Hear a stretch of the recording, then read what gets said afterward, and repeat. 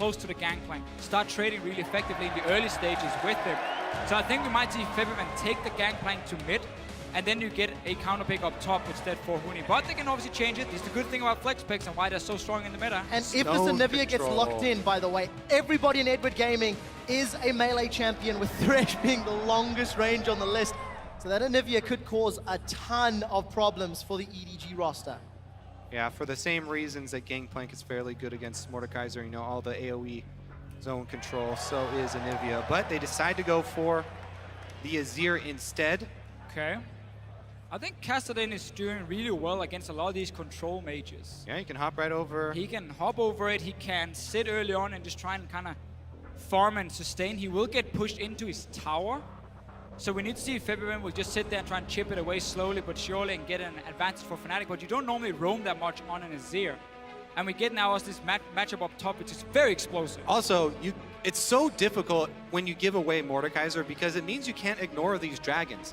You can't ignore a bottom side. EDG are obviously going to focus very heavily on that bottom side, try and get Mordekaiser ahead, and then that transitions very easily into taking dragons. And once he gets the pet, you get so much global gold from just shoving down turrets. Outer turrets are very easy to take with him. We're seeing basic Fnatic saying, we don't need to shut you down in the laning phase. We want a super strong team fight against you. Azir can push him away. Again, he needs to get close with the 3 hits on his Q. You have the Gangplank, who's fantastic against Mordekaiser in lane, or in team fights because of that massive zone he can create. Yeah, the other thing is I really like the combination of Gangplank and Vayne, because Gangplank can add the ultimate, allow Vayne to take her target down. So if someone overextends in the lane, especially Mordekaiser, Gentlemen, take him out. Fnatic have gone for the team composition. Gangplank undefeated at Worlds. Mordekaiser undefeated at Worlds. There can be only one! There can be only one undefeated champion after this game. You need to let us know which it will be. It is game 2 of Fnatic versus EDG. And for the first time in 17 games, we see Mordekaiser and GP on the Rift. And we see EDG, again, run a composition with very low wave clear. Not from the last game, but what we've seen in group stages, we've seen it back in the LPL. Look at their lineup right here. Who's going to clear the waves as they fall behind? The thing is, they're not playing... Yes, they're not playing to of fall course behind. you're never... Okay, I stopped myself. You're never planning on falling behind, but this is a team that relies so heavily on snowballing that if you fall behind anyway, then there's not even that much point in having wave clear because you're probably not going to come back anyway. So you all in on this strategy. You have the early game. You're going to try and snowball. You're going to try and get that Mordekaiser control.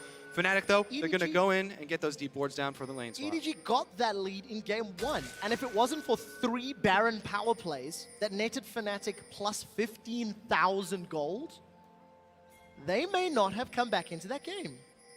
I feel like that was EDG trying to adapt to, to this new world meta that they've seen and that they've experienced, playing against Origin and seeing all these teleports. That is something that experience is crucial in, and they were unable to come up in the mid and late game calls and try and make that work out. My question is just, did you have to fully commit to this style of we cannot fall behind no matter what because we have 0 wave clear? That Kassadin could have been a more safe choice, like a Victor, offering some wave clear by still having super strong side lanes with Fiora and the Mordekaiser. Well, fully committing to the zoning tween turret farming. We'll call it mid-rift.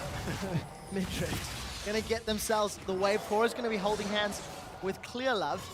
And as EDG's minion wave gets to the tower, Reckless and Yellowstar will be late to pushing that top lane. So let's see how much damage Mako and Deft can put down. Deft running with Flash Heal as opposed to Flash Exhaust that we've seen a couple other times from Mords. So now, Fnatic knows that EDG started on the top side, or sorry, on their blue buff on the bottom lane, which means Febiman needs to be very careful with how he's standing in lane. He needs to always lean towards the top side of the map because he's going to push the wave over and over and over in these swaps, and he cannot get roamed on by Clearlove and Mako and die. Yeah, and I'd actually expect Yellowstar to actually help out in this jungling, not doing a whole lot there, sitting in lane with Reckless, just kind of splitting experience there. It's fine for champions to split experience with Mordekaiser because Mordekaiser will last hit the minions and gain the full experience.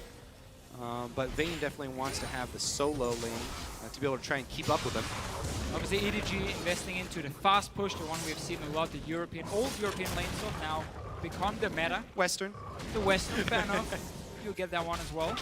But for Fnatic, when you have a Vayne, normally you prefer longer lane swaps, so you can sit and farm, get some solo experience, you want to farm up to get your Cutlass or at least some lifesteal. The quick push is not always the greatest for you, but you do benefit from having 800 gold because you get that one lifesteal item compared to an average player on a standard 80 carry.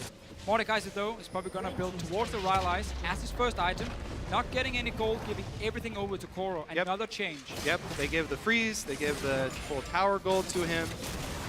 And they've dropped off the deep wards as well before they left. Now swapping Mordekaiser up top. Fnatic should be able to get this turret down in time, though. EDG playing around Koro after he's been substituted in place of Amazing J. Huni will get the local gold to deny several minions. And that means Huni and Koro both sitting pretty. Thorn's going to get a decent trade here with Febiven, but almost every time Thorn does, Febiven looks to get some Sand Soldiers attacks back. And this time, we'll take a much worse trade. Because EDG got the early swap, though, because they got the 20 seconds advantage, this is going to mean a pretty decent freeze down there for Koro. Looks like Reckless is going to go try and answer it, though. Try and break it as quickly as possible. So Koro knows that Fnatic is going to send that bottom lane down here, so that's why he can't stay for very long. What some top laners like to do is just push as many minions as possible right here, knowing he's going to get zoned away now anyway, because what Fnatic can do now is they can threaten a tower dive on Koro. Once this massive wave hits the bot lane tower, Huni can teleport down and 4v1 dive him, give another tower over to Huni and give him massive gold. Both sides can do that, though. The problem is Huni is so far back. Right yeah, now. but Huni is ready for this one. Look how far back he's on the map. Koro is actually now is running. So taking his time getting out. Fnatic had a small opening to commit instantly, but then Koro already started running away. So both top laners are reading the situation. They don't want to risk getting killed under their own turret, and don't want to be greedy for these massive minion waves here. Managing to stay alive. Huni's grabbed himself an early Avarice Blade. You can see Def Demeko pushing up in the top lane, and the big stack for Fnatic pushing down bottom. So this right here is actually why I prefer the top laner to stay in lane a little bit longer before he recalls at first. So he can push a few minions and then go back to base because he's gonna get zoned anyway. He's doing nothing right now other than try and get some experience from these minions, so he's gonna be forced away. Had he stayed when the tower died, pushed in the wave, or at least looked at where Fnatic was sending Huni, once he knew he was gonna be on top side, push in the wave, then recall, you get more gold, you get more experience. Yeah, exactly. Now he's kind of denied himself a little bit, but Huni is obviously the same situation. Yeah, and it does mean a lot to lane swap and deny Gangplank, because Gangplank's gold income is very snowbally because of the Q and because of the extra gold that you accumulate. Enables you to earn gold quicker. Keeping him off that Trinity Force for as long as possible is definitely very important for EDG. So they've stunted his growth a bit. Trying to keep up, though, with the early Avarice buy. Yeah, and a difference here from the teams. EDG didn't manage to bounce the top wave after they killed tower, so that is slowly, very, very slowly pushing down towards Huni, and he can stay in the lane and get experience. Bottom side is very heavily pushing towards Reckless on his side, so the Mordekaiser now needs to up overextend. top they're actually making a move on Huni, as you mentioned it. There are wards only for EDG here. Huni's in so much trouble. He does not manage to flash away. He's going to get the movement speed buff. They get a little bit more burst from his passive. And here is Yellow Star. The Unbreakable is not going to be used just yet, and Yellow Star's in trouble. He's now in full retreat. They'll find the support of Febiven, and First Blood really easily picked up by EDG. Yeah, if you're going to commit that far out into a long lane, you have to first get your defensive vision, and Fnatic fairly slow in setting that up. Great punish there by EDG, going deep on the red side. Great move and a mistake from Fnatic not having backup for Huni, but he can go bottom lane now and pick up this big wave anyway and get more experience and farm. Fnatic keeps sending Reckless to the lane where Koro is. I think we don't want the one-on-one right now because Huni has fallen behind in experience. We want to keep bullying you and force your way, so you can see Koro is now farming the Grump on his own to get something, and Huni is here getting the farm, and this time Fnatic realizes we need to have backup. Rainova shows up and then body slams randomly a minute. Well, Death Sentence does get connected by Mako into a flake, and Deft and Mako are going to back themselves out. A lot of HP already secured there for Deft, and Reckless has farmed up to the Cutlass. Still pushing out that top wave, but it'll get risky if they continue to stick around. And Dragon number 1. Let's see what EDG can do with their very first secure. So here's Send it mid. where we might see a problem with the Cassidy when it comes to pushing in these towers, but a lot of damage.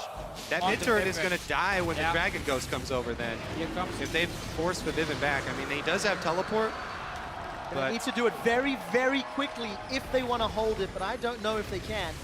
Very, very good trades though in the mid lane. It's what the Cassidy can do, especially after level 6. He can out-sustain you and keep trading. Dragon has no minions though. Just be able to deal a little bit of damage for now. Look at the top lane, Reckless and Yellow Star. They're going to be dancing with Koro. Teleport comes out for Febiven. In actual fact, Reckless and Yellow, they play it safe. They back themselves out. TP, I think the threat was enough to thwart at least Deft's presence. And they're going to sacrifice the Ghost of Dragon Pass. you get the last hit though. Let's take a look. Run away! Oh! That should give a dragon buff, just to balance out Mordecai. Whoa, whoa, whoa. What? Interesting concept of the show. Hey, you killed the dragon. Yeah. Should get a Dragon's reward. Well, it is an undead dragon, so maybe the buff is only secured from its life essence, not dead essence. EDG going to group themselves up in this middle lane. Faunus moved down to the bottom. Makings of that Rod of Ages. Does have teleport available, as does Koro, as does Huni. So the only TP down is Febiven from his previous defense. Rooney's still behind in experience because he died up there. Fnatic tried to leave him in lane to get as much farm before recalling with him and catch that big wave on bot side. He just lost a little bit more for it, and Koro got a kill as well, which of course is huge in the early game. Yeah, and again, the ramping nature of Gameplank's income here, they've really been able to set him behind. Only 81 gold off of the parlay, 131 off the Avarice, so even the Avarice doing actually more work. There have been so few minion kills by Huni, and the passive tick doing work. And now the key thing for Fnatic is always try and get the wave pushing in the mid lane where you have Febiven sitting. He can go for the Nashos, of course, as the first item on his Azir, and he needs to defend this tower because once that breaks, that opens up for EDG to start getting into the jungle of Fnatic very easily. They can do it already now, but at least Fnatic will spot them with some defensive wards. It just makes it a bit easier for EDG once the tower drops. Next dragon might be the go-to signal because again, the siege without a dragon for EDG is horrible. It's all melee champions. I mean, they have to walk straight into the tower and start hitting it. That's not going to work. Wow, all the siege being horrible hasn't stopped other Mordekaiser teams from picking up victories. As long as you get the dragon. It's the key, the crux of it. Another key is that Huni now finally has gotten level 6. That experience soaking at the bottom turret that you're talking about definitely rewards them. You know, cross-map wave clear there every once in a while for the Gangplank ultimate. Since he's under-leveled, it's not going to do him much in the team fights, but definitely going to help out with wave control. And we talked earlier about how Vayne as well needs to get a solo lane. Get some experience going for yourself. Get that Blade of the Ruined King. So because Fnatic had him sitting on top side, Reckless that is, with no teleport, honestly EDG could have pressured this mid tower a lot more. More deep vision coming in. You have double teleport and Def was sitting mid. Get down this tower. Yeah, the ward placement pretty much tells everything of where they want to work off of here. Double pink wards up on top for Deft. EDG going to clear one out right now, though. We are going to see the first instance of Reckless versus Deft. Vayne into Mordekaiser right now. Braum Vayne definitely can chase him down, but it's going to be about global pressure as well. And what's so exciting, oh, a little bit of the taunt there from Koro. What's so exciting about this Deft v Reckless matchup that is setting up is now second game in a row, two completely different AD carries for both players. And we need to see whether or not Reckless can still pull off Vayne. He was known for Vayne 2 years ago when he was progressing through the amateur scene, but has not been relied on to play that in at least the recent years. He was a big carry in Fnatic 1 year ago. Yeah. Almost everything they did was go and build comps around Reckless, let him carry these fights. Then he joins Alliance, he tried to do the same, didn't really work out for him. Returned to Fnatic and now have Huni in the top lane and the whole game plan is different. Yeah, EDG really playing their game plan very well here, though. They've kept up the pressure on all the side lanes. They're trying to close the noose here now on mid lane. It's up to Fnatic to put down defensive wards because a lot of the movement is going to be between Fnatic jungle, between the lanes here. And EDG are passing through wards ever so slightly here, so Fnatic can see and make the proper adjustments to defend. Only thing I would have liked to see from EDG was just put more pressure on this mid tower and threaten a dive against February. Force him to always take a very fast step back so he can't start instantly in the waves. because that's what stops EDG from getting damage on the tower. Whenever Vayne is sitting in the side lane, she's not doing anything. She's stuck there. She's going to sit there forever and do nothing else than farm. So you have a numbers advantage in the mid lane. Go and put all that pressure on Feb and force them away, take that mid tower. You have to, while Mordekaiser is good at pulling off tower dives, you have to be so careful thinking about the displacement that Fnatic have. The Azir ultimate, the Gragas ultimate, and Gangplank Global. Boards, that is really, really difficult to pull off. They have good vision though.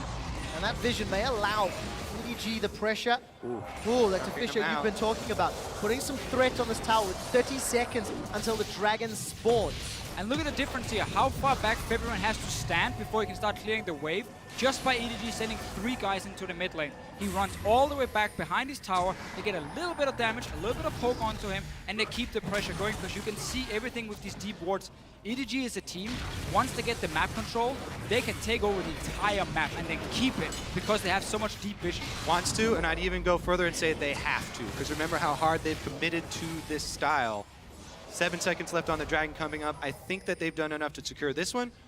That vision you're talking about should enable them to take it fairly freely. And the turret in middle being so low, this might be the last thing to knock it over. It's all they were waiting for. Chip away in mid tower, keep a bit of pressure on it, take that dragon, go and secure the tower, push Fnatic even further back. Reckless does not have a Blade of the Ruined King yet, even though he's been sitting and trying to farm these side lanes so often. And EDG really showing why Mordekaiser with his early pressure can be so deadly.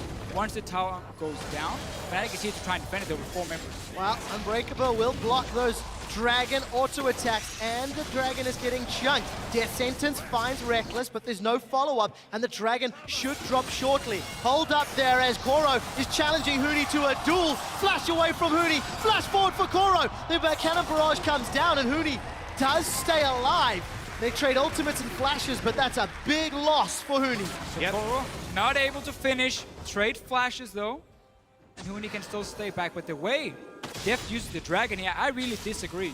Once there's no minions, don't just rush the dragon into the tower, because you're just gonna get it killed. It has enough time. You can wait for another wave, use it then to get some damage on tower while they have to clear the waves. Not just suicide before dragons. It's inhumane and it's wasteful. We don't like it. You're not meant to smile after that statement, Kobe. We'll protect our dragons here. Well, unfortunately, EDG do not at this stage. At the stage, rather. And Deft has got himself that Rylai's Crystal Scepter. A couple of key items have been picked up. 600 gold in Reckless's back pocket, getting closer to that Blade of the Ruined King. Huni as well. GP asks the one question, do I have Trinity Force? I'm so excited for the first team fight, by the way, between these two. I want to see if Deft is going to be able to pull off Flash third bonk charge of his Q to actually be effective, because it looks fairly difficult. Let's go over the zone control. I talked about that being the #1 thing against Mordekaiser. It's ridiculous. Gangplank, 2 forms. Gragas, 2 forms. Azir, 2 forms. Braum, 2 forms as well. So it's going to be so hard for Deft to navigate, and we'll see if he actually can separate himself from a run-of-the-mill Mordekaiser, or if he is an expert. The last time we saw this exact matchup was Wild Turtle against Imp. And Imp walked into the third bonk, disrespecting the melee range. So Reckless needs to be a lot more wary, knowing how Reckless has played team fights recently. Yeah. The theory should be Reckless. The theory. I say, I'm looking for Mordekaiser to differentiate himself. However, it is a lot due to the team. The team's got to set him up. Mako on the Thresh. Sure. We keep highlighting Thresh, how important it is for playmaking for these guys. Mako, a lot of weight on his shoulders to come up big. And he's not been doing a whole lot in this game, even though he's had full control of the Fnatic jungle for such a long time. We haven't really seen him commit to anything. Showed up mid once, and that was about it. But also with this Mordekaiser, it's not like his damage late game is terrible. He can still really destroy you. It's just getting to these targets that's so difficult. EDG will have, instead, so many members with a lot of mobility, like the Kassadin, like Fiora, that can get onto the backline of Fnatic. But the Vayne can kite and peel a lot for herself. So it's going to be so difficult for EDG in these big team fights, unless they can get a big tower advantage. And they're not doing it, because February is just sitting here wave playing, and they're doing nothing to pressure him away. And that slower pace of game is so different from the previous match. By about this point last game, there was 11 kills on the board, and EDG had secured 8 of them. Admittedly, EDG have got 2 dragons already, which by this point last game there had been 1. So definitely prioritizing that aspect buff and using the cool that Mordekaiser can provide. Yeah, and it's funny, this time around it's Fnatic who need to have a lot more precision in their execution to be able to pull this one off. Yes, they have a lot of tools to make this happen, but if you miss one of those very important ultimate abilities, Miss a barrel in a big team fight. and you get a bonk in the face. Cannot happen for Fnatic, but for now, they have been able to just keep it somewhat close in gold due to the fact that EDG are always waiting for dragons to respawn. They want to play that 5-dragon game as well at the same time. Not quite sure if people think that's annoying to call it bonk, but that's Mace of Spades. I'll stop that from now on. You'll know why when you hear the noise, though. Minute and a half till the next dragon. Yellowstar was very brave and cleared out that pink ward near the mid lane river a minute or 2 ago. And there is a ward just behind that dragon pit for Fnatic with teleports available. So let's see if Fnatic decide dragon number 3 is the one they want to contest. Can't give away that movement speed buff. But another half-hearted attempt to push that middle tower. That is feeding him farm. Well, yeah. Another reason why we are seeing so much trepidation here is because these teams are not used to getting these champions. I mean, you don't play very many games where you actually do have Mordekaiser and Gangplank both in there. And EDG actually, the slower pace here is working fairly heavily against them. I want to see where Mooney upgrades his cannon barrage. I think he's got enough serpents for at least level 1. And also whether or not he's learned to play around those barrel mechanics slightly more effectively. It is fire at will at level 1. Something that was not what he did last time. Death's Daughter was the preferred 5/15 upgrade. So it depends on what you want to do with the Gangplank. Death's Daughter is better for the one-on-one, the instant damage on one target. Fire at Will is better for the big team fight instead, where you can hit multiple times and use it as a zone. Yeah, exactly. And since the name of the game here for Fnatic is to control the battlefield and the zones in it, definitely a worthy upgrade there for Funi. Dragon number 3 could be your fight. I'm so ready for this, Trevor. Tell me what's going to happen based on where Fnatic is and their limited deep vision. Well, I expect the fight actually to break out over wards rather than to break out over the dragon, because vision is so important for these teams, and for it to really spark with a hook landing. I mean, pawn and deft to go all in on somebody. You want to focus whoever. One target as quickly as possible. It doesn't even really matter who it is. If you can burn one person down and get the ghost, you actually get the 6 versus 4 that people often complain about. That's where everything turns for EDG, trying to burst that person down, grab the ghost. And look at what Fnatic is doing around the dragon. Look at their defensive pink wards, because they know there's a double teleport with 2 assassins basically that can flank and instantly kill your AD carry or your Azir in the back. So they have very, very defensive pings to stop that flank from happening. And now the trick for Fnatic is just keep pushing mid lane. Honestly, if you keep pushing mid down to this tower, the melee champion will be spotted sitting under that tower, and you can have full vision of where EDG is going on the map, and they cannot flank due to these defensive pink wards. I also must say an important thing for Fnatic is not to all blow their ultimates at the same time. As soon as EDG initiate, they have to be careful. Because Fnatic have so many tools, they have to be careful not to overlap all of them. But it is a good setup for now for Fnatic. EDG obviously is going to look to try and challenge it, get in there, see if they can get some deep wards behind Fnatic, so you have that flanking option with double teleport. And it's always a fun little pre-fight over vision and control of the map before the dragon starts. Honestly, the reason that we put so much pressure on the early game and the snowballing and the team comp that EDG have put together here, the slow pace of the game into 21 minutes here is actually fairly good for Fnatic. Huni's been even able to farm up in the top side, sort of freezing there to the Trinity Force, and does have the high impact barrels now. So that's another reason why vision around Dragon is going to be so important. If you can set up barrels in the brush, then you get the chain reactions that really turn a team fight. And you mentioned, Trevor, this EDG being very melee heavy. One barrel can take out the whole squad. Yeah, we'll see whether or not Huni can make that land. I've heard from production that there is a keyboard-related issue with Rainover, the Q key, actually, specifically. So we're getting that resolved. Very important. Getting that resolved right now. And then, of course, we will get back into this. So we've mentioned the zone control excessively. The setup is in place. You can see the goal difference between the respective lanes, or really lack thereof. This is a very even, very static game that could be broken wide open by this very next team fight. Yeah, and because Fnatic has been able to defend that mid tower, even though there's been 2 dragons for EDG already. Yeah. And just Febvman sitting and wave playing for most of the time, except for that second dragon where the rest of the team came in. EDG, again, has just been farming. They do have a team, though, that does really well with 1 or 2 items, like the Kassadin. Often the big spike for him is get 2 items, get the fully stacked Rod of Ages, and you start having enough power to really assassinate someone.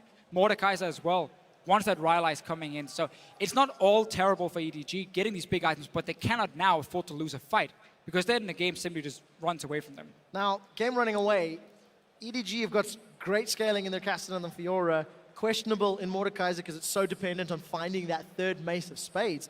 I quite like the tools that Fnatic have going forward, but it relies entirely on the communication execution and not is key messing here. up, right? Yeah. I've just heard from our stats guy that Reckless has currently dealt, I think, 374 damage to champions. So, Fisher, you talked about him farming those side lanes.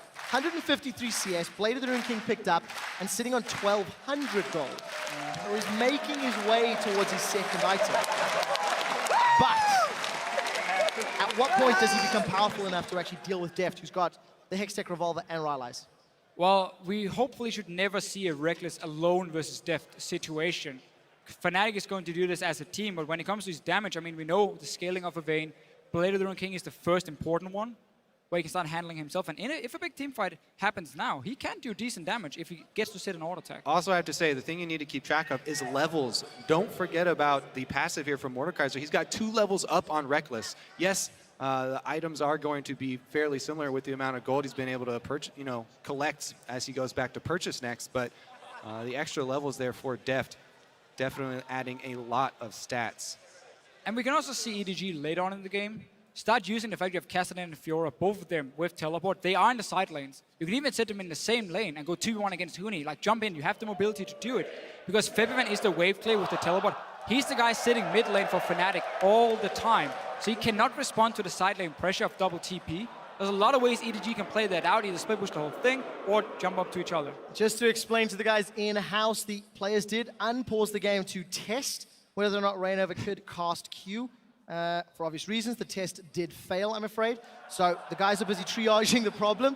We need to get that spell once again resolved. We will continue to troubleshoot that. We've broken down some of the mechanics here, individual plays, the team fights.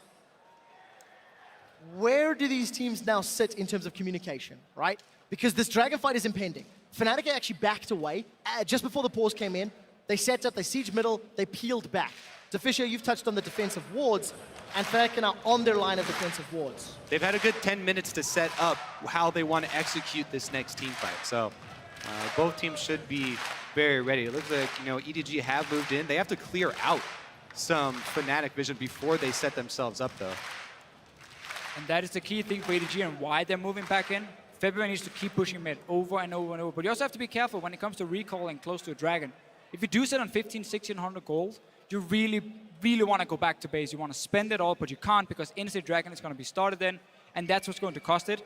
Fnatic, if they give up another dragon to EDG, not only is it going to be 3 dragons for 0, that dragon should matter when it comes to taking down that mid tower. So let's talk dragon mechanics. 1 and 2 were not good. We've seen Mordekaiser 4 other times at the tournament. Right.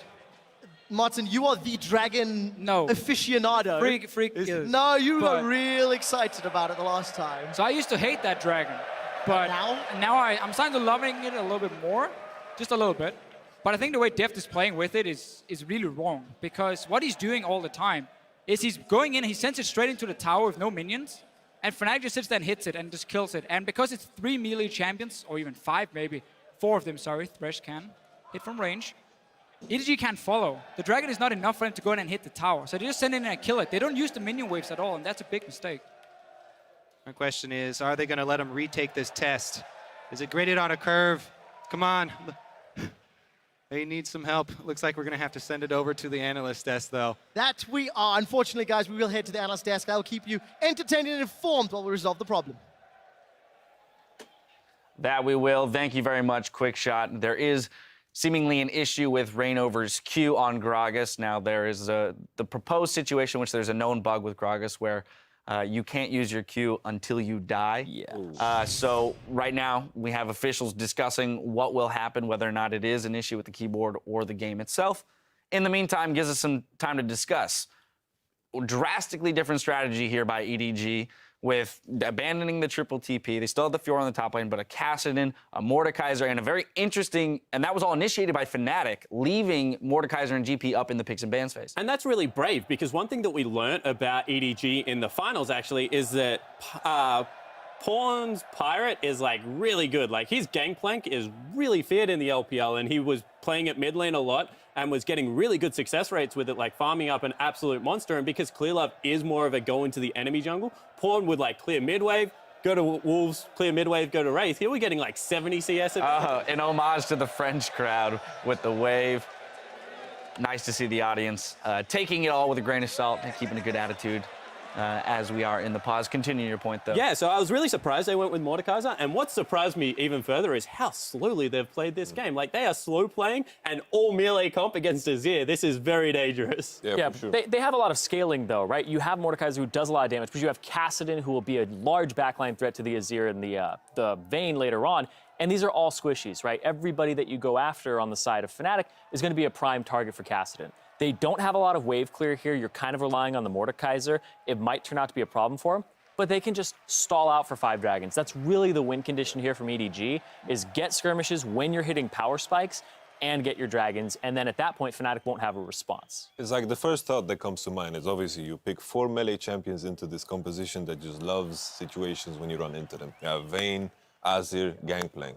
Obviously, on paper it looks bad, but what we need to highlight is the fact that EDG have stronger matchups everywhere, on bottom, on mid, on top, and of course the Drake situation that we spoke about, but I feel they need to pick up the pace. They're playing way too slow, and I feel like Fnatic eventually is going to be in a position where they are stronger than them in a team fight. And there's one strategy that was really popular in the LPL that I feel we have to talk about just because of the Mordekaiser, and like you used to see it in like Season 1, and that is Kassadin has, with Athene's, has a mana reset on his W and Athene's. So he sits in a brush and just spams his ultimate, right? Until he like has all these stacks. Def Flash ults the Vayne. Pawn just runs out of the brush and one-shots a Vayne, and then they win the team fight off that. It's very, very cheesy, and you used to see it a lot with DFG Mordekaisers. I know you're a big fan of it. But if you're able to get that AD carry, things like Baron, things like turrets actually become really easy to take. So we'll see if they're able to execute on a team fight, because I feel like unless they get like the dream play, the kite back is so good on Fnatic's lineup right now. Yeah, that's the thing, is as soon as a Rylai's Crystal Scepter comes out for Febivin, you're not really going to be able to get to him as a Mordekaiser. If he's playing it perfectly, you're never going to even get close. You're going to blow your flash. Still, Febivin has ways to disengage you. So it's just that one key moment that Deft is looking for where he gets to bop a primary target.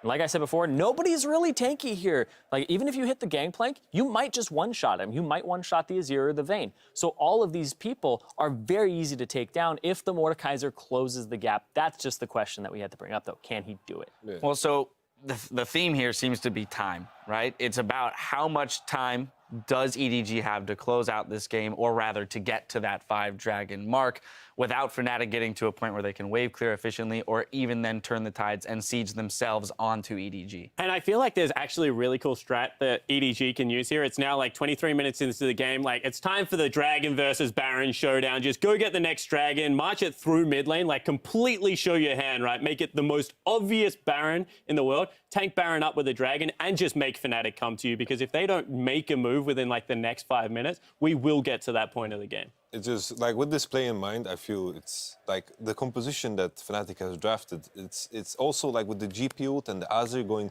over the wall. I can imagine it's very hard for EDG to do the Baron, because they don't have like the quickest. Oh, they shouldn't commit to it. Like, after Fnatic comes to you, get like, the heck out of the forcing pit. the fight. That, I like it too. I like that. Forcing the fight. That's something they need to do. Because something that I want to talk about as well is like the Kassadin, because I've been hyping Kassadin all the time. We saw it yesterday as well, but Faker kind of died a lot of times in lane, sure, but I don't think that's relevant to my Kassadin point. I really like the confidence. I love that you called yourself out on it, so that's great. But then he deflected it for himself. It's not relevant. Come on.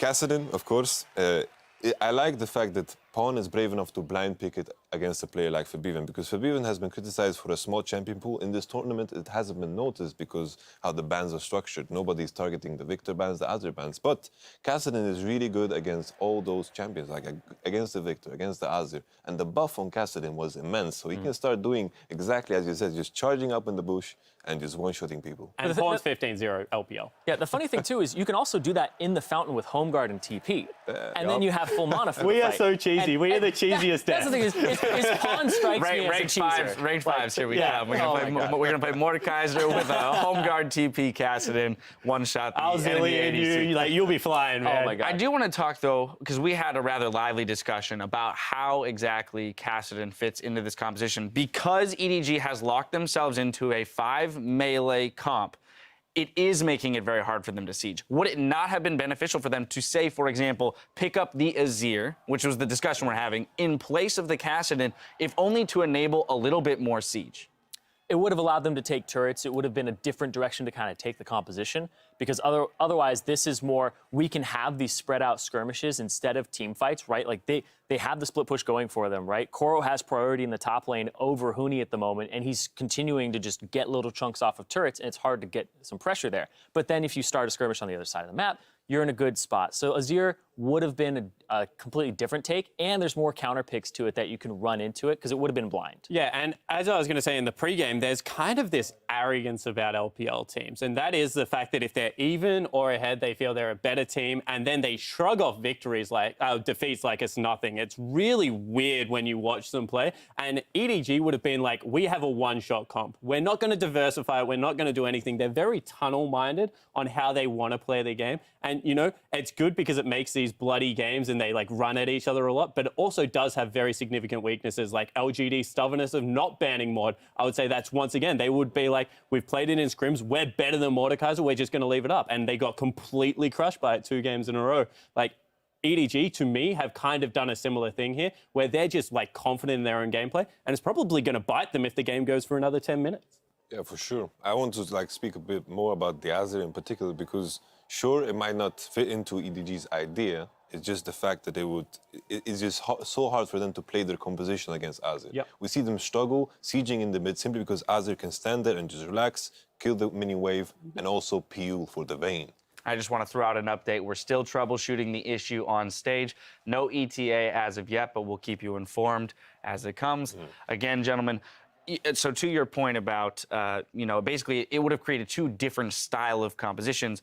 It kind of ties in with what you were saying in the pregame, which is that EDG is a team that is going to force you into decisions. Yeah. We're going to force you to make a decision about how we're dealing with dragons, because we're going to get to 5 unless you proactively stop us. And the crazy thing is that Fnatic's game 1 comp was a very like all-in, like 5 people stack on top of each other comp, which EDG are normally comfortable playing in, and they didn't pick that kind of comp. So this time, EDG went, well, we're going to pick an all-in, like, stand on top of each other 5-man comp. And Fnatic's done the opposite and said, we're going to play the disengaged kind of pokey comp. So, like, they've actually completely swapped roles in this series so far. Shows the diversity of both teams. And the fact that they can both execute it up to a 23-minute mark is, once again, just fantastic League of Legends. It's completely different than their tendencies as well throughout this entire tournament. Like I said previously, EDG has the most assists per kill, which is indicative of a team fight team. They're running skirmishes. And then the exact opposite is Fnatic. Their second least assists per kill out of all teams in the tournament. The only one that's ahead of them is AHQ, right? So this is Fnatic, who usually runs skirmishes, running team fight. And this is just showing that they have those different hats. They have that versatility, which you need to have as a team. We've seen all throughout Worlds, people, NA, RIP, have one strategy that does not work out because people learn it. And this is great because when you throw out different strategies and you have these different things, you throw pick bans off. And in the state the pick ban is right now, you can only get to throw off one strategy. I want to take us back to the beginning of the game. We're hammering a lot on the compositions, but now I want to look at the way it was played out a little bit, because we had some criticisms about the Chinese team's ability to deal with the lane swaps. This time around, they seem to be a lot more comfortable with the way that the lane swaps are working out. I think that it was, like, in terms of European lane swap, that what people like to call it, I don't like to call it that. Didn't start in Europe. Yeah, I know, exactly. You know, like, lane swaps to me is like chemistry, right? It's the same everywhere, but it's just a thing about reactions to what people do. Just like chemistry. When you mix different got it. things. Yeah, you got it. You got it. This is beautiful. You guys are looking like question marks and telling you. Tell me the story. Keep going, man. Talk to me. In that case, it was played like perfectly. You know, like the top lane is coming into the wave that is coming in, and the bot lane is going to the wave that is coming out. That is lane swaps. I like it.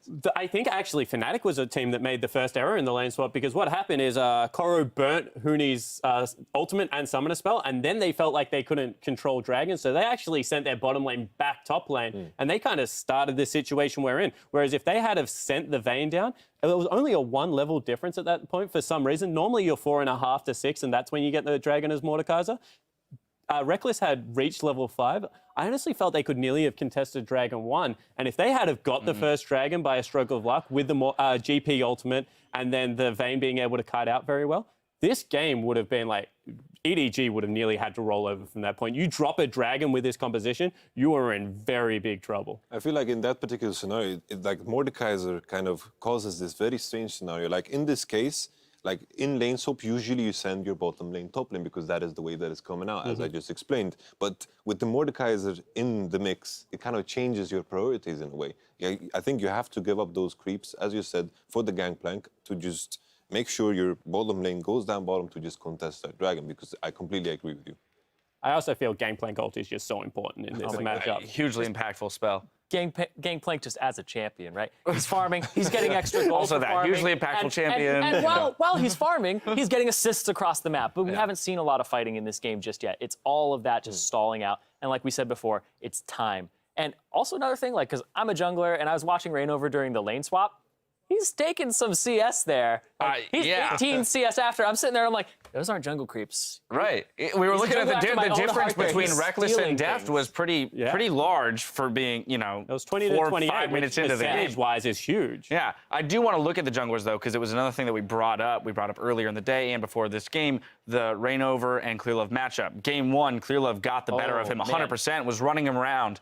You know, this time, given the lane swap, they haven't had a ton of interaction with each other, but how do we feel Reignover is stepping up or not in this game? It's kind of funny because the lane swap, in a way, hid Reignover and Huni from Clearlove and Koro, because in the last game at 16 minutes, there were 8 deaths for Fnatic. 7 of them were Huni and Reignover. They were getting smashed in the top lane, and Reignover he seemed a little off. He wasn't watching his tremor sense in the previous game. This game, you know, aside from the bug happening, which is not his fault at all, he has been kind of just playing around the map, not to the best of the degree, because EDG is actually controlling vision. EDG is actually, I think, they are the second best warding team out of the teams here. KT is the one that's above them currently, but EDG is just having immense vision control, which they can't really seem to keep up with on Fnatic here, and I feel like Koro's also contributing to that, which is another thing, is that everybody on EDG is stepping up with that. The thing is, like, with Reignover in this particular case, there's not much he can do, because we've highlighted the fact that EDG has the stronger matchups, both in the split push, in the 1-3-1, which EDG is trying to pressure to gain access. The fact that Reignover is farming and keeping up with levels, that is the important thing, because I feel in the current state, I feel like Fnatic is winning simply because EDG is not pushing their advantages enough. I want to see the 1-3-1 go into the enemy jungle and deny Reignover's farm completely. I completely agree, and the other thing you have to take into consideration is the lane to gank is a duo lane right now, because it's very hard to gank Fiora, and it's almost impossible to gank a pushing mid laner in the fact that Forbidden is pushing into pawn a lot of the time. And you do not want to GRAGAS gank Mordekaiser. It's very easy to prep the Q with Mordekaiser, and as he flies into you, just completely destroy the GRAGAS. I actually give credit to Reignover here, because I thought he would tunnel vision on Rek'Sai to the point that they would prioritize it over GRAGAS. And I feel that EDG wanted GRAGAS in this composition, because with the mid lane turret still up, it is so easy as GRAGAS to sneak around the side, chuck your ultimate out and give an alley-oop to the Kassadin Mordekaiser. And Reignover had enough courage, I guess, in this matchup to not prioritize his better champion and take the GRAGAS for the team. And here's the thing as well, when you look at that, between that, Rek'Sai versus GRAGAS, GRAGAS brings way more disengage to the fight. And if you want to set up a 1-3-1, Fiora split push, Kassadin split push, you need a disengager in the 3-person, and they don't have that currently. So that might throw off the 1-3-1, because right now, who's going to contest Kassadin in the split push lane, right? There's nobody on this team who can do it. You don't send a Zero to go deal with it. So. Who's going to contest a Fiora? Yeah. Gameplay's just going to get done. You have two major threats. Many things left unanswered. Now, as we continue to investigate the issue on stage, let's hear what Fabiven thinks of his lane opponent, Pawn. He was extremely good, but now I think I was pretty bad back then, and I improved so much. And what he's good at is playing for his team. He can basically play whatever. His laning phase is really solid. He plays most of the champions. He plays really good for his team. He roams a lot. He sacrifices himself for the team. And that's what he's good at. We have some statistics here, just so we can continue to facilitate conversation. Fabiven was up 30 CS at 10 and 39 CS at 20 minutes in Game 1 as Victor versus Twisted Fate, and was 36% of the team's damage, going 5-1 and 10. Yeah, I think Fabiven's been having an amazing tournament and showing that this rookie does have a ton to show. He's had so much potential since he first got on the Rift and we saw him in Challenger, and now making it to the place where he could go from quarters to semifinals and top 4 team in the world. Just a big leap, and you can show that he's living up to his potential. Yeah, I want to talk about another rookie, the guy that he completely crushed in lane when they played in Victor's Gaming, right? And this is a person that is heralded as the next Faker when he was coming out of Korea, and one of the better laners in the LPL, which has some good mid laners. And Fabiven did an absolutely marvelous job. As soon as he did that, because I saw a lot of Fabiven, but you always question regional performances, just like people will now question the Chinese regional performance, because of the MSI performance he had. But I completely agree with him. He is night and day, so much better after MSI. Probably the steepest increase in a player that I have nearly ever seen on the world stage. I'm happy also that he recognizes the fact, because there was so much hype around Fabiven simply because he killed Faker at MSI, but in my opinion, his performance at MSI was okay, it was decent, it was good, but comparing that to now, there's such a big difference. That hype he had around him back then when he killed Faker should be around him now, because I remember the particular matchup, EDG versus Fnatic. Yeah. Pawn was destroying Fabiven with a bad matchup. He was playing LeBlanc into Zed, and Zed is considered a stronger part in this matchup, and he was getting smacked. And I think a big thing about watching these two guys is also when, sorry, my brain just farted. What just happened? That's all right. We'll talk about something else, because I guess. Anyway, sorry. So when you watch Fabiven in the mid lane, and he said that he's gotten better over time, it's not just domestic performances that you have to watch, it's also international performances. Because we see people have great domestic performances, but they can't transition to the international stage. Their nerves get to them. But Fabiven has been rock solid there in the mid lane. His CS has been going up, his differentials have been amazing, and his ability to kill you in lane is something that you can never underestimate against this guy. He is always very present in his games. And another thing that you have to really give credit to, because of how much pressure gets put on top lane for Fnatic, and then because of the fact that Yellowstar and Reckless, at the moment at least, because of the cannon, are playing very much in tandem for the first part of the game, how hard it is to get these CS differentials in mid lane against other teams that like to play mid lane centric comps, and EDG can flex and do that. So being able to have these dominant performances in mid lane is just, once again, it's really impressive because of the way Fnatic play the game. He's like a god version of Paul Belter. Doesn't get the resources, but still wins mid lane. I think 100% agree. Marvelous play. However, in this tournament, he has actually gotten the second highest gold share on his team. Traditionally, coming into the tournament, we were looking at EU mid laners as having the lowest percentage of their team's gold, so that is indicative of the region generally starving their mid laners. Somehow he has scraped together a little bit more gold in this tournament. He's continued to play Azir Victor. In that case, I will actually say that stat is lying a little bit, because we've seen a lot of Kassadin and champions like this that don't necessarily get that. The wave clear mid laners that Fabiven has continued to play and play well do generally get a higher share of gold than, say, the Fizzes, the Dianas, and the Kassadins that we've been seeing a lot. And it also speaks to what the European meta kind of evolved into. Like, all mid laners were complaining with the fact that mid lane was just an island and nothing happened on, where you just farmed, and everything was impacted by the bot lane and mid lane, where you transitioned the vision in that area into mids. And I feel like that speaks a lot to how Fabiven plays and his playstyle. I want to get back to the game state that we saw when we left, which was that Dragon up. We're looking at the next Dragon fight. I want to figure out how Fnatic defends or takes a Baron for themselves.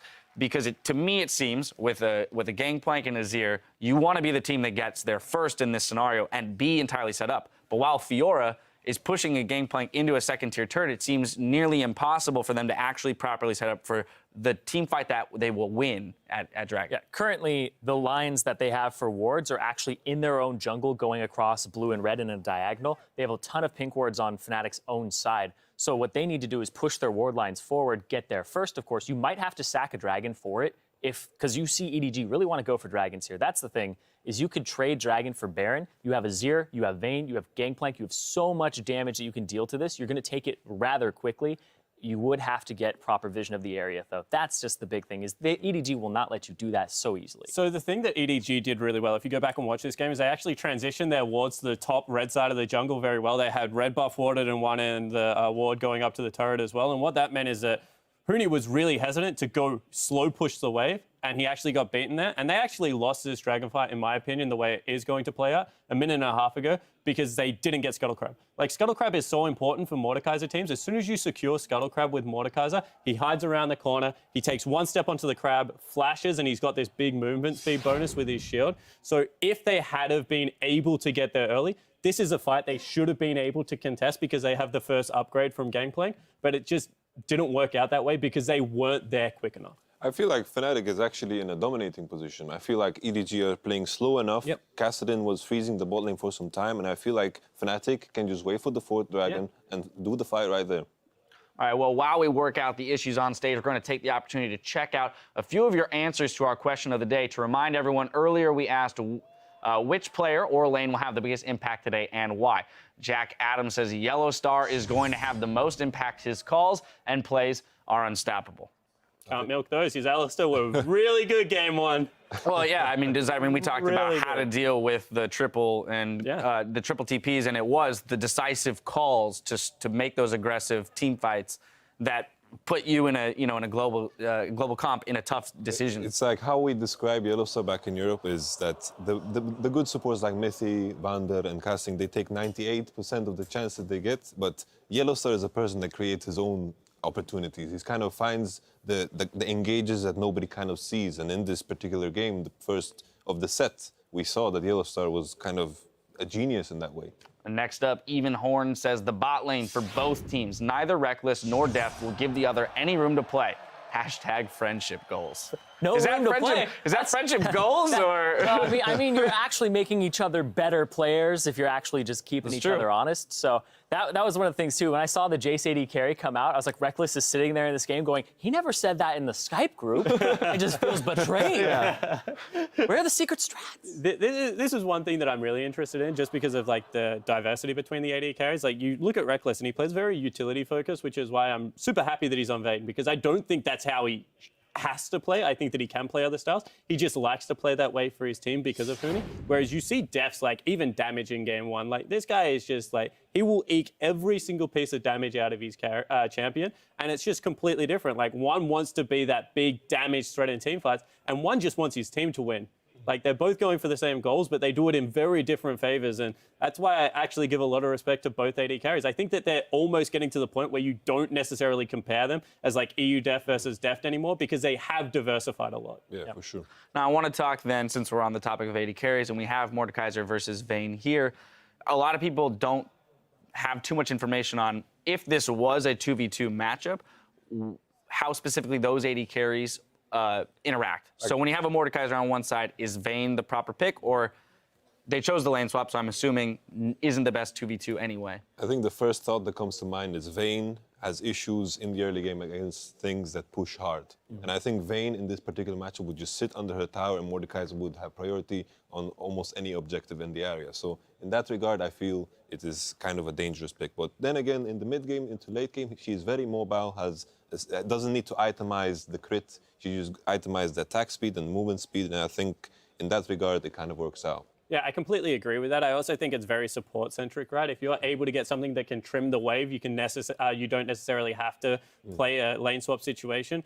However, they didn't go with that. I think that we're going to see a lot. If Mordekaiser keeps getting through, we'll see a lot of Kalista or a lot of Vayne. Same reason, very good kite back at AD carries. both do a lot of damage to the person in front of them. The Hurricane build seems to be popular because of the wave clear in the matchup, but I would like to see people adapt Bang's build where he goes very single target focus with something like a Static Shiv in there, because if you put a lot of spears into the Mordekaiser, all of a sudden he is very scared to try and continue this fight. And I think that is something that they can definitely take advantage of. Yeah, I definitely think, echoing both of your sentiments here, very support-centric in the matchups, but you don't want to run a low-mobility AD carry into Mordekaiser, because as soon as he gets a Rylai's Crystal Scepter, you're never getting away from him, and he's just going to bonk you 3 times and kill you. So definitely think about the support you want to take, and you also have to consider the Mordekaiser support. Does he have a Zillion? Does he even have a Lulu or a Blitzcrank, right? Something that's going to enable him to get to you or bring you to him. Now, we have mentioned that EDG's primary win condition is the 5 dragons, but I want to return to the topic of engage, because as it stands, they have very little, if any, engage. Their most reliable source of engage is either a Rek'Sai tunnel or a Thresh hook. Home guard Kassadin. It's like And or home guard Kassadin. while their win condition is very obvious, as we stated, 5 dragons, I feel like their hidden win condition to kind of get the pressure to get those dragons is you making use of the Kassadin with teleport, the 1-3-1, keep applying pressure on the sideways, because that forces you, the enemy team, to split up. They don't need to group up. All right, well, because of the game-altering bug that prevented Reignover from casting Gragas' Q, the game will undergo a full remake with new picks and bans. Now, to allow the teams time to strategize and regroup, we will be taking a short break, but don't go anywhere. The World's Quarterfinals will continue right after this.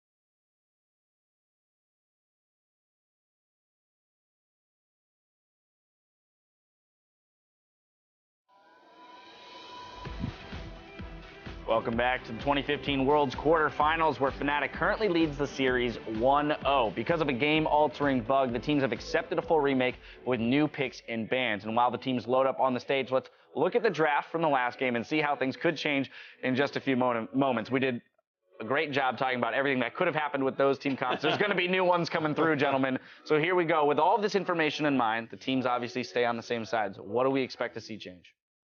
Azir? Azir? Azir on EDG side, maybe. But then again, like Spawn, the thing you've been talking about, like the LPL's cockiness, I can still see that come into play. I think the real question is which of these teams felt like they were in the winning position when the game was left, right? Because if I'm EDG and I say, look, we were on track to make the 5 Dragons, no problem, and win this game, and and Fnatic is going to leave it open again, maybe they just go for the same comp.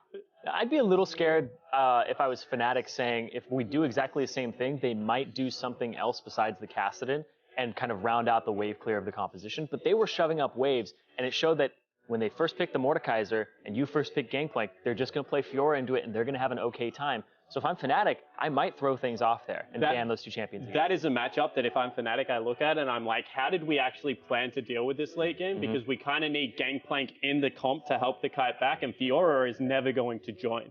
And one thing that we didn't really hit on is the kite back out of EDG with Rylai's Crystal Scepter wasn't actually that horrible. It's really hard to catch Gangplank Mordekaiser when they start running, Kassadin and Mordekaiser when they start running away. And Fiora is just going to split push. And we saw yesterday, even without armor items, this champion turret dives the absolute heck out of everyone. Something that we did discuss coming out of Champion Select of the last game, or the remade game, was the fact that Fnatic curiously still banned Tahm Kench and Lulu while leaving the Mordekaiser GP up. If you're red side and you're going to get 2 picks following the first, why not leave a second large priority pickup with the knowledge that you're going to get 2? Yeah. You're either going to get like GP Lulu or Mord Lulu, which are both great. Would be crazy. You put into something that enables him to get in. You get so much movement speed from the Whimsy and all that, so that help picks and all that, and just giving him so much more and enabling the Mordekaiser. That would just be, if they didn't first pick Mord, you'd have a really good core on your hands. So there's a comp that the EDG ran a lot, which is Korra actually plays top Lulu. Jinx was undefeated. Def was undefeated on Jinx apart from 1 game against QG, and Azir is really good at shutting that comp down. So if you do that, I actually think they nearly first pick Lulu and run the Jinx Lulu comp that we've seen so much success with right now, because you run Jinx Lulu into GP Mord though? Into GP Mord, yeah. Yeah. Okay. Heck yeah. How the heck do they get on top of it with an Azir? I feel I would do that. Like there's so many like question marks, because like I was thinking about Lulu, would that put Spawn on Azir? And there's so many questions. Like if they ban Fiora, maybe the other side will first pick Gangplank. If they Tahm Kench, like Fnatic has been banning it a lot. I remember that Fnatic played it in the finals against Origin, so we know that Yosa can play it. Surprising that they still ban it.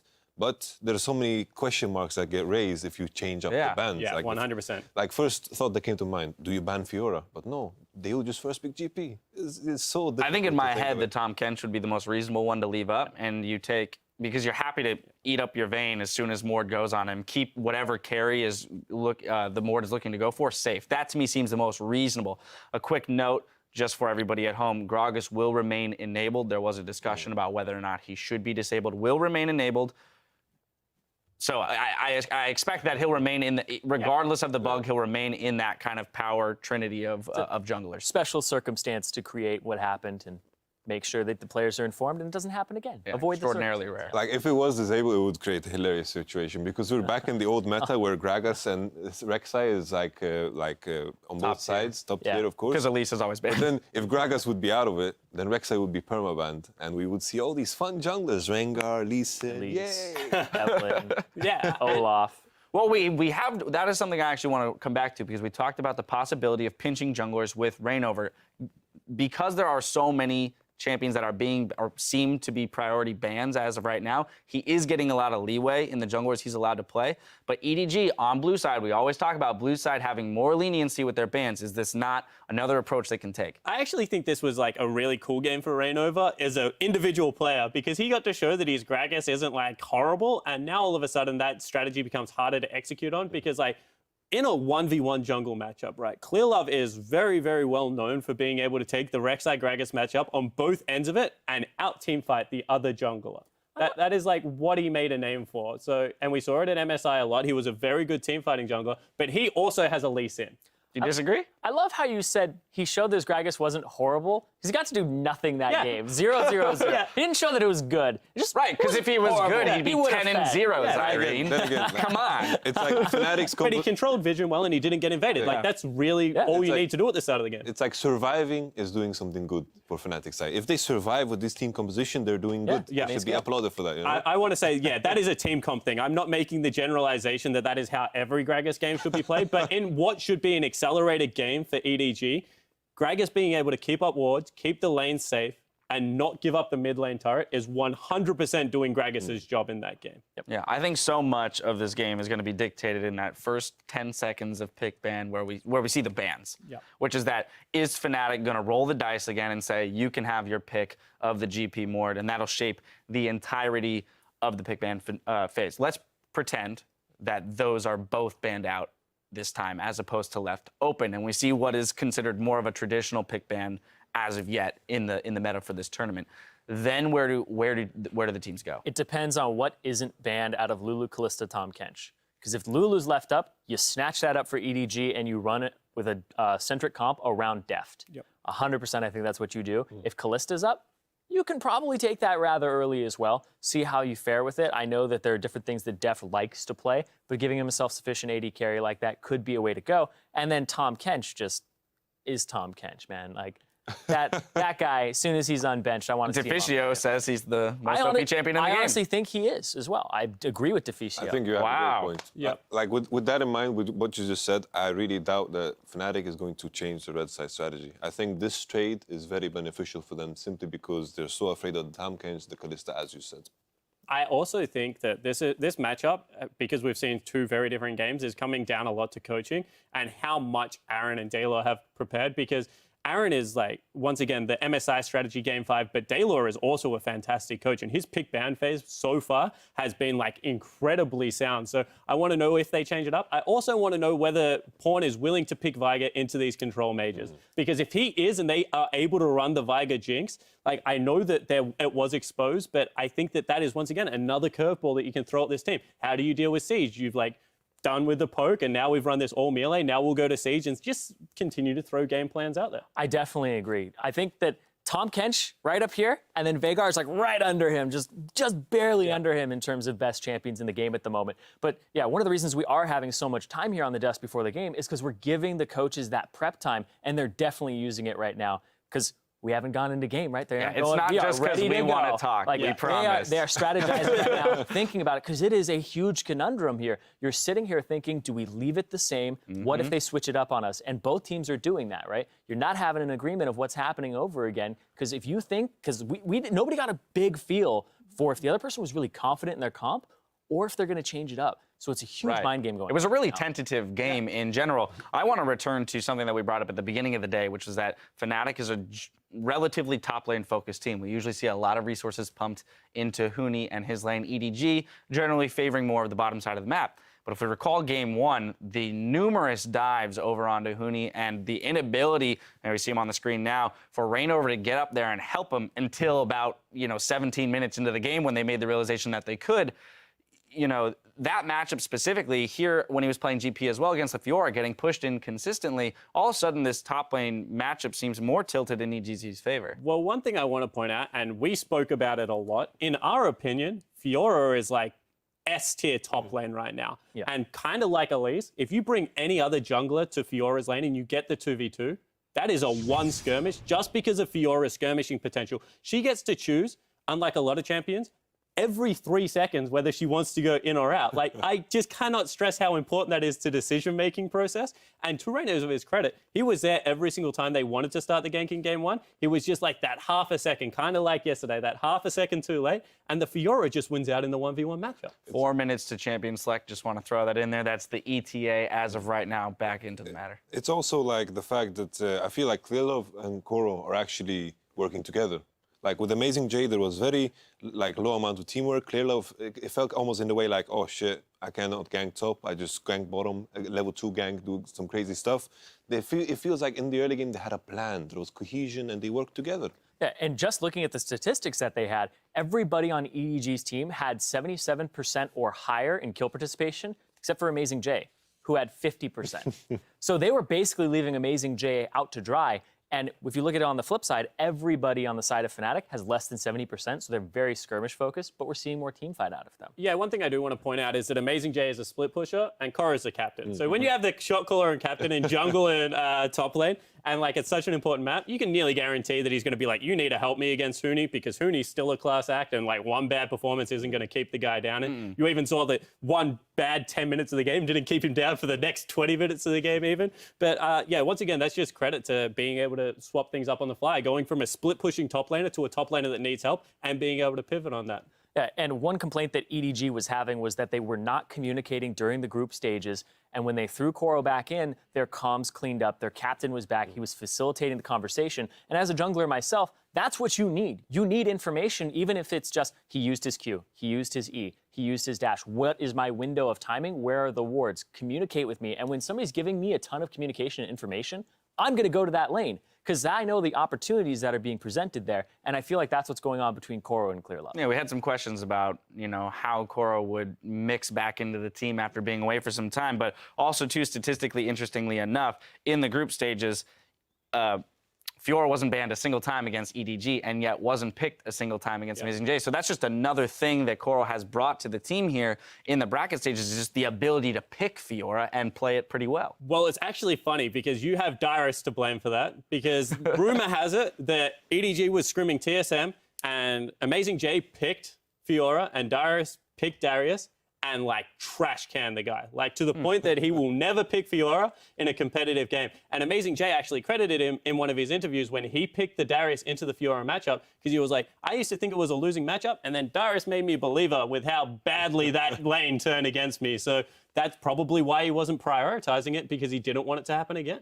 I think it's strange throughout the tournament that we have seen so little Fiora. Fiora, what the heck? Because for us, every time we've seen a Fiora, we're like, oh my goodness, this is so broken. She's jumping around, healing, hitting vitals, doing stuff. And finally, a team is putting focus on it because, as you said, in these skirmishes, it's so strong. What is a bad matchup for Fiora? Nothing. There's nothing that Fiora is bad against, I can imagine. You definitely have to put in a lot of time on Fiora, though. Her mechanics are very similar to Riven's in terms of auto-canceling, using your Hydra at the right time, and having those windows, because you can do things like Q, input buffer, and auto-attack, get your E auto-attack, reset Ravenous Hydra, and then another E. There's all these different things, and then using riposte at the right time and just having that reaction time as well as prediction and seeing what's coming out. So you have to put in the games. I also feel there was a tiny bit of confusion about build path on Fiora, because I saw an awful lot of Hydra Essence Reaver Fioras like rushing, and I was like, I don't know what the heck is going on here. Whereas it, like, from what I've known, the Koreans definitely have been going Hydra into Black Cleaver into defensive MR items to be able to boost that healing. And that seems to be much more successful, even against armor opponents. Yeah, you need CDR for those breakpoints on your Q so you can continually use it to reposition on people for vital hits. It's like we're saying that Fiora is a hard champion to master, but we have pro players playing at the World Championship. This is the time to show up with these champions. We cannot make excuses for the pro players. They need to figure out the builds. Well, and this is where we're seeing it become a benefit to the people that have picked it up. So this, only serves your point, which is that the people who have managed to pick her up, we're seeing the power of it, because every time we watch it, we go, what the heck is happening? This champion is so strong. As soon as Myron ran over that 4v5 in the SKT game, I was just like, what the heck is this champion? And like, it's so great, because if you run it with GRAGAS Fiora, it's pretty much a Janna in the team fight without having to give up like the fact that you have to run a disengaged support. All of a sudden you can run Alistar or Braum with it, grab great engage from your support, and still have that disengaged heal in the team fight phase. Now, the final set of players that we've talked about briefly, but not very much actually in this matchup, Mako versus Yellow Star.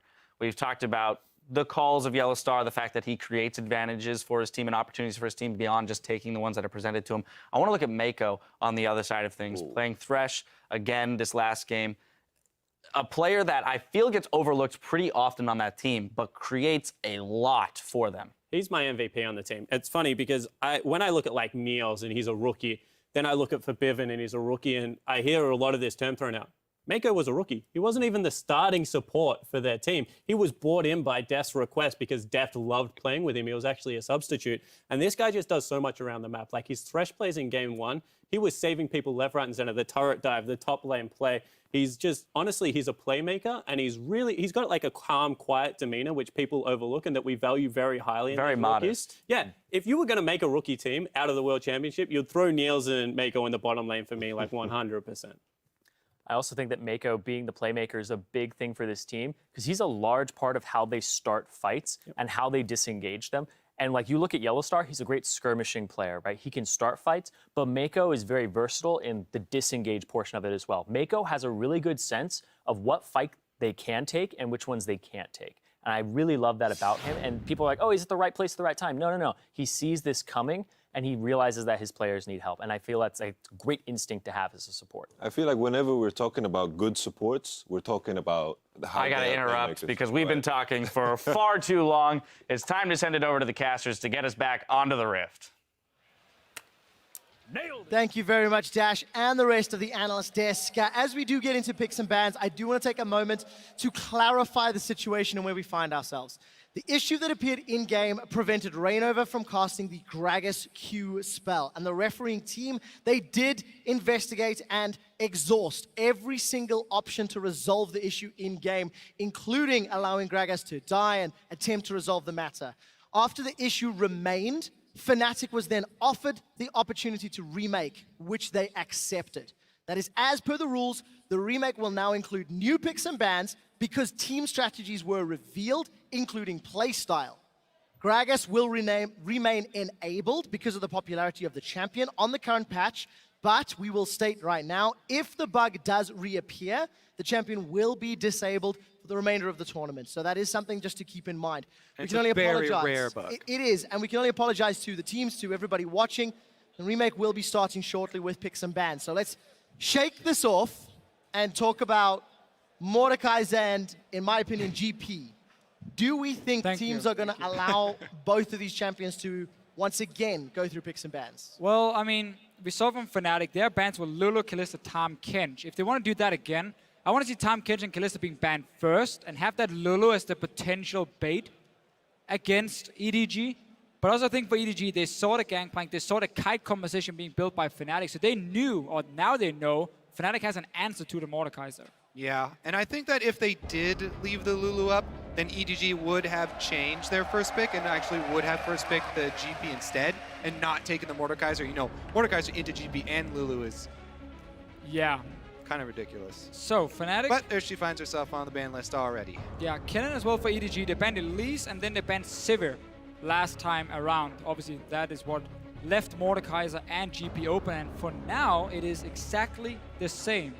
Fnatic now do not want to ban one of the two OPs. Oh, now they will, because Mordekaiser got banned. So now GP is what you want to ban away if you are Fnatic. And say, we don't want to risk it. But that does leave Tahm, Kench open. For Fnatic to potentially pick? Well, for you. I'm not expecting a Tahm, Kench first pick. Last game was Rek'Sai, first pick, when Elise was off the table. I mean, Fnatic got to make the decision now. Do we have a composition we want to run against the Gangplank? Then we banned the Tahm, Kench now. We gave them first pick. I don't think you can. Yeah, I don't think you can give away Gangplank without getting one back. Been super risky, at least. But again, this is a team that is not afraid of taking chances. Rek'Sai would be the obvious first pick. Tahm, Kench, yes, he's fantastic. But it does require a composition where it makes sense to pick him into. Sound like a bit of a fanboy there, Deficio, of that champion. Fnatic now have the option to pick in two of their preferred. Hyper carries are still up and available, the likes of Jinx. Go over the tower pushing power of Tristana. Cannon away. Sivir's available. Fnatic could go Sivir and support. So are Jinx and Caitlyn, which was also mentioned as being practiced by Deft fairly recently. If you are Fnatic now, you might say we want to take some safe picks. We don't want to show too much. Then you go for GRAGAS here for Reno and say we want to see more of your picks before we start building a composition. Or you take some of the safer top lanes we have seen being blind picked, Darius and Fiora and so on, for Huni up there. But he's shown he wants to play different kinds of top lanes. And I would like to combo that Gragas with the Thresh if you are trying to try and keep your first round without giving much away. There is the Kenchi. All right, we got the Kench into Flame Chompers combo. You get your Tom I'm so Kench. happy. The only problem is it's like 3 weeks too late, and Yeah. if I go on one of my Kobe rants on Tom Kench, then people just The thing get is, annoyed. I stole your It's notes not anyway, new. and I already said everything you had prepared. But during the last everybody 3 weeks. wants to hear the Kobe rant, so we'll see how practiced Yellowstar is on this champion, because Hey, we've seen him He run played it before it was cool. but He it played wasn't it before good. it was buffed. But it wasn't good. Okay, It that's really fair, was not good. But They lost that game. he now had 4 more weeks or 5 weeks to practice even more. I think Jinx Tom Kench is one of the best combos you can pick because it gives Jinx that extra mobility in the late game that she needs to survive his team fights, and also in the laning phase, it's very hard to all in on a Jinx when Tom Kench is next to her. He basically just makes almost every lane a farm lane because he stops that all in from happening. Could be that. There's the. Well, I was looking at the Caitlyn already Yeah. for the other side here. Picked up by Def. Like we said, he's been practicing it fairly recently. We'll see if they actually end up in that 2 versus 2, because Caitlyn can try and bully them off. Jinx can switch to Rockets though and actually trade. So it definitely will be determined by the support pick. Well, what do we have seen so far from teams when they play against Tom Kench? Because it's so fairly new. They pick some all-in comps, like, oh, we're gonna play like an Annie Kalista lane, and we're gonna try and all-in the AD carry. Tom Kench eats it and says, no, that's not gonna happen. Caitlyn, on the other hand, is a lane where you're gonna push and push and push all the time. I think that's way better against Tom Kench, because he doesn't offer any sustain for his AD carry outside of Relic Shield. So poke them down, poke them, don't all in. That's what Caitlyn offers. And we're going to see the Riven for Huni. Fembevin will secure Gragas once more for Reignover. Interesting with the top lane carry here into the Fiora. This is going to be such an interesting skill match between Riven and Fiora. Once again, though, I think there may be a lane swap brewing. I think there's a good chance we see Morgana as well, and us instantly just locked in So here. this is what we're also talking about. When you have Caitlyn going for that siege, you want to combo it with something in the mid lane that really supplements the siege. And Veigar, we've already seen it many times by specifically the North American teams putting in a lot of time on that. But Pawn has been practicing it heavily in solo queue, and EDG will try, group up early, knock down the outer turrets, but also, while they're knocking down the outer turrets, fish for that binding, fish for that cage to try and get that pick. And yes, Tom Kench can eat somebody out of a binding, but the cage blocks off a huge zone. Still, Tom Kench, to me, is a very good Veigar counter due to the fact he can remove that one-shot potential. Front volley happening. burst. However, EDG are not looking necessarily to one-shot someone. They're looking to zone you off your tower Exactly. and take your tower. It's about the area And that you can control. You cannot eat the tower. That doesn't work. That doesn't work. Have you tried? That was in your notes, Kobe, so I trust you now. Well, Febevin's got a couple seconds left to lock in his counter. He's had great performances on LeBlanc, and we'll see whether or not he can get some early pressure against Veigar. Here's the one thing. While I'm a huge Tom Kench fan, he is not the all-in-one tank. He is not a hard engage tank. So it's actually fairly risky for you to try and engage with Tom Kench and use the Abyssal Voyage. It's much better at cutting people off and sort of corralling people into a direction to control with the rest of your team. This is a very mixed composition for Fnatic. Yeah. You got the Riven split push coming in. You want to assassinate someone with LeBlanc, and you want to have these big kiting team fights with the Jinx Tom Kench. So it's a bit of everything for them. The problem is if they want a 1-3-1, Jinx wave play in the mid lane. Again, she needs to get in there with the rockets. She can't clear really far away from. Yeah, the thing is, I want to reiterate this one more time. It's a bit of everything except for a really hard engage. They would have to have Flash with Riven or some crazy Gragas ultimate, because if Tom Kench Abyssal Voyage into the back line, he gets stunned with whoever he brings. And he wants to be in the back with his AD carry. Exactly. If you put up the cage, you can stun them both. He can't save anyone if he's stunned as well. He has to get his own Merc Treads. He has to get some sort of QSS or McHale's or something to pull that off. Luckily on the side of Fnatic, they have shown a penchant for engaging at the right time in the right place, and they'll need to keep that up. Guys, this is the remade game 2 of this best of 5. Hashtag EDG win with that Veigar mid, or hashtag FNC win. The Yellow Star will get his hands on the Tom Kench. Vision and flanking going to be so important for Fnatic. They've done it in the past when Huni has played Riven. They've shown they have an ability to get him to TP into the jungle and hop over walls.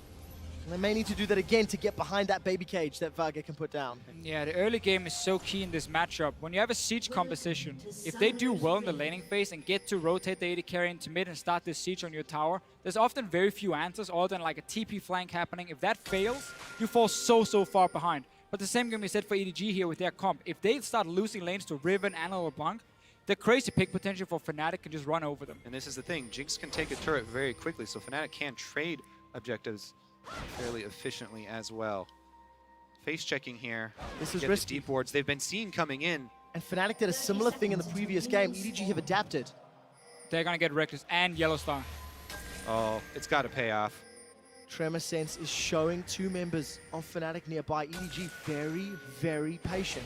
They saw the ping on 2 guys with the Rek'Sai, so they know it's not 5 members running from Fnatic, but EDG is still A brush with death there. not gonna pull the trigger.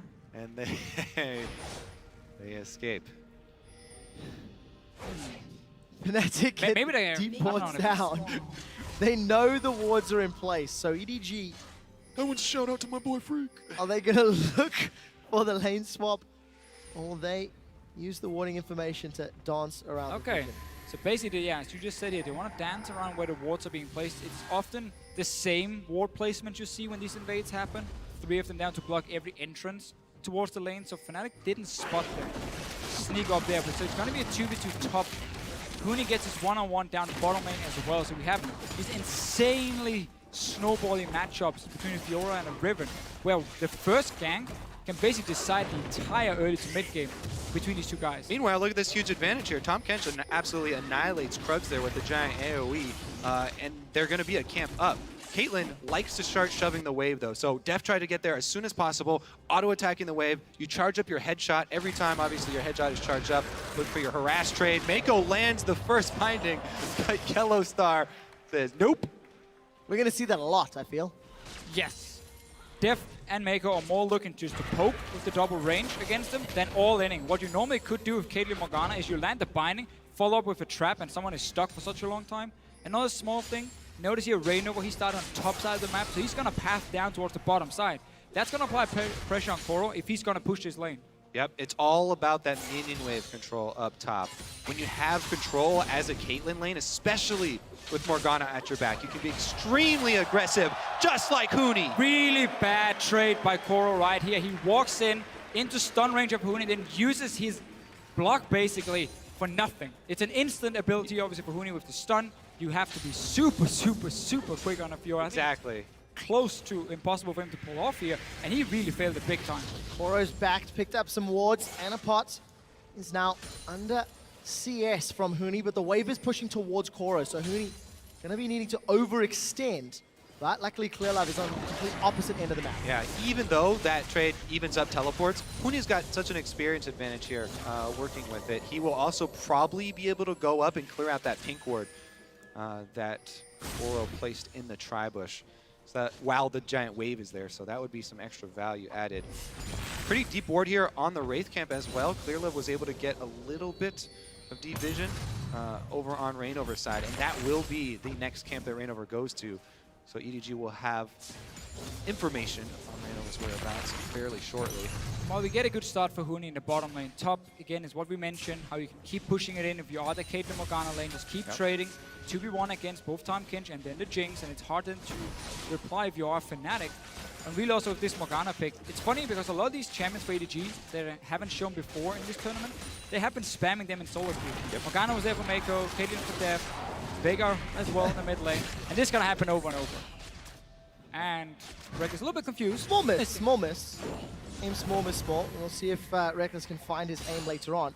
Rainova spotting Clearlove in the jungle will give some information. Huni actually gets caught up by that riposte. Another matchup I want to touch on is that mid lane because Veigar is such a game changer. If you allow him to stack up early, and the only way to disallow him from stacking up early is to force him to trade in lane and go for those aggressive moves here.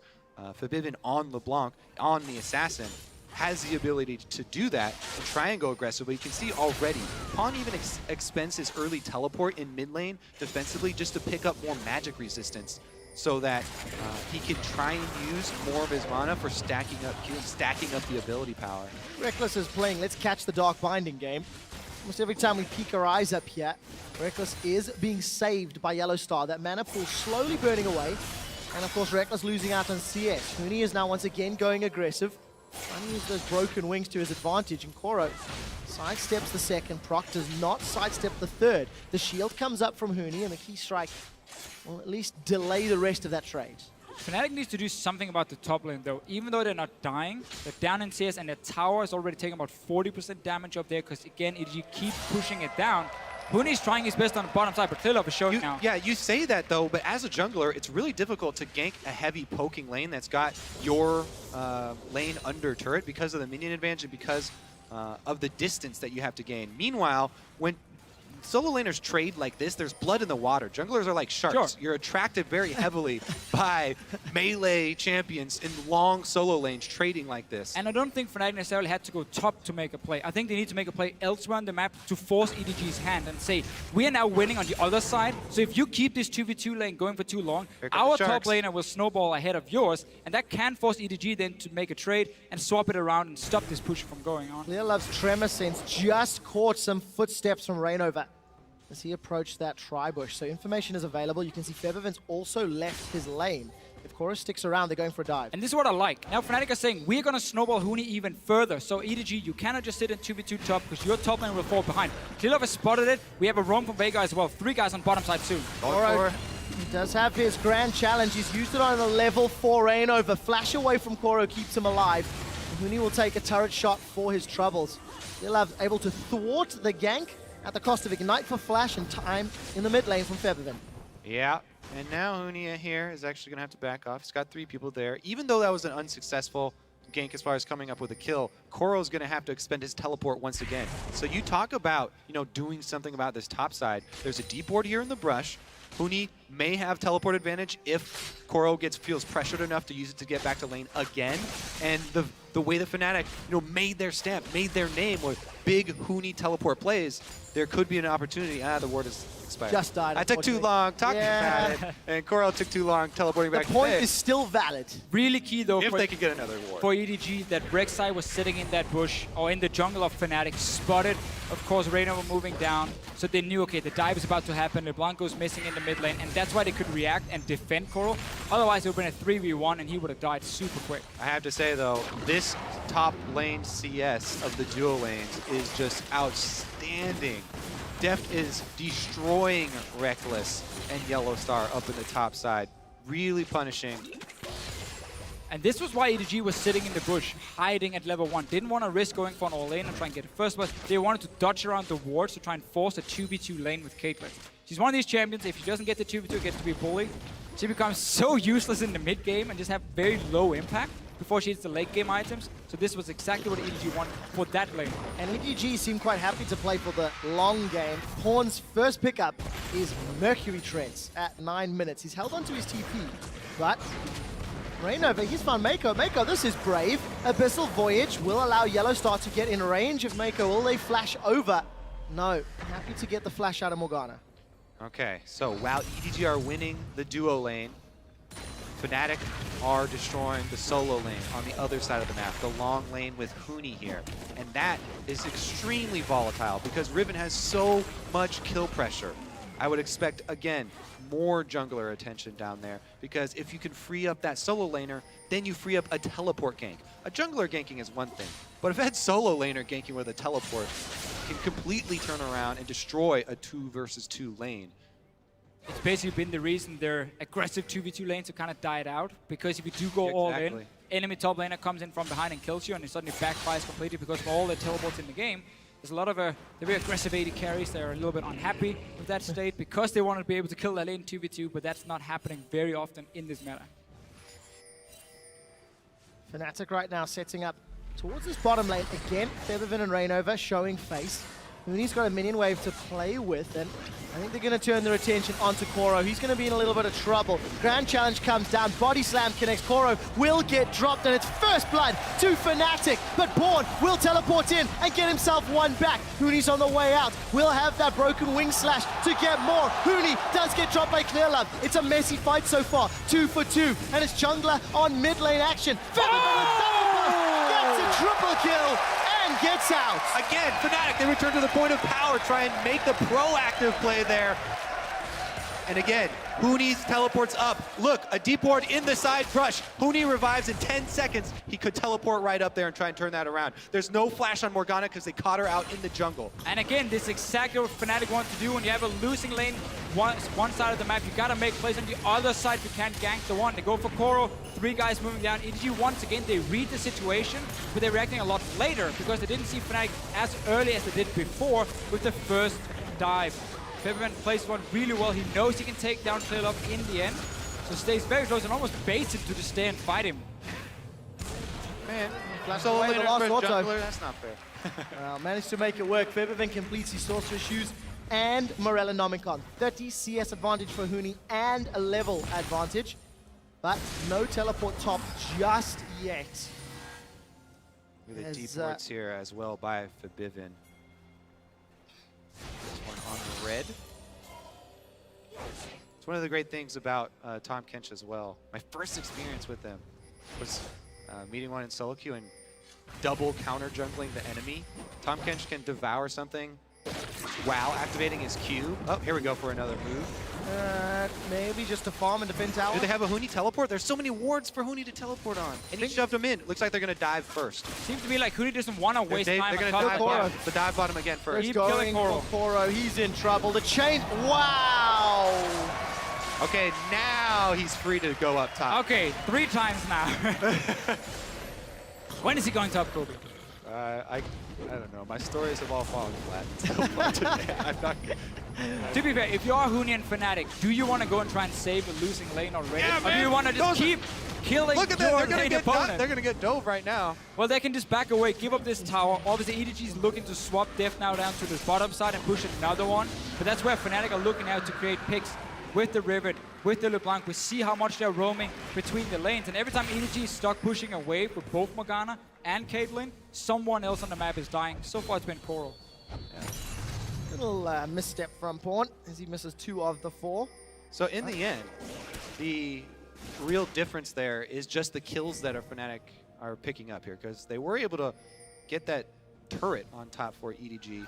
It's just that, Hooney's actually going to get the one down bottom and continue to push here. They also have such deep wards in the red side jungle to support Hooney's split push.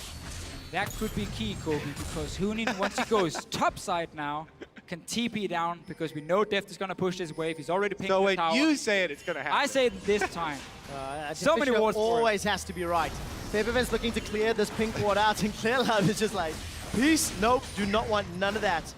Hooney grabs a Scuttle Crab, a little bit of vision, and Reckless and Yellow Star uncontested. This is a free tower, in fact, as EDG have sent their resources down bottom. Not exactly what EDG were looking for here. They wanted to have Koro on his top side already, but obviously him alone wouldn't have done a whole lot. Yeah, it's another trade they're just opting for. Bottom side should be taken at the same time as well here for EDG. But when you play that Caitlyn, you are supposed to get the tower advantage by you being able to push faster than they, or well, push in the enemy AD carry and slowly take down the tower. Obviously, Jinx will take down the tower super quick once she gets to it. Yeah, but they're not done pushing.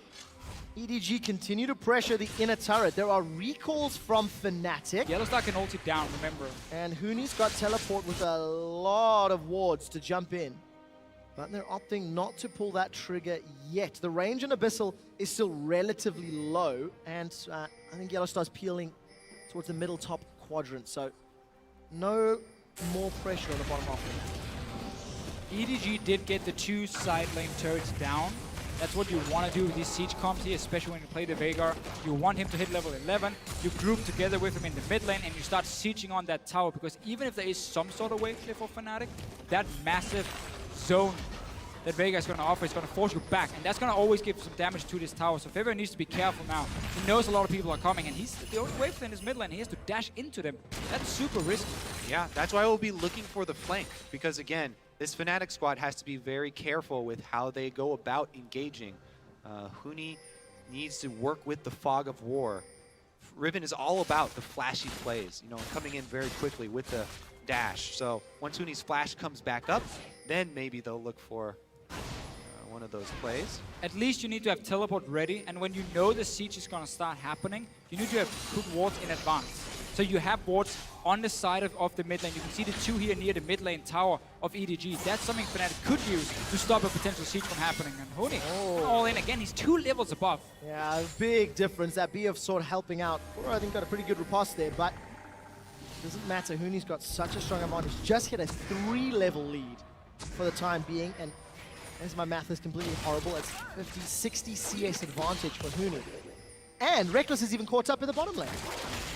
All right, well, let's see if he plays a bit more safe here. Definitely to his third. He should be fine.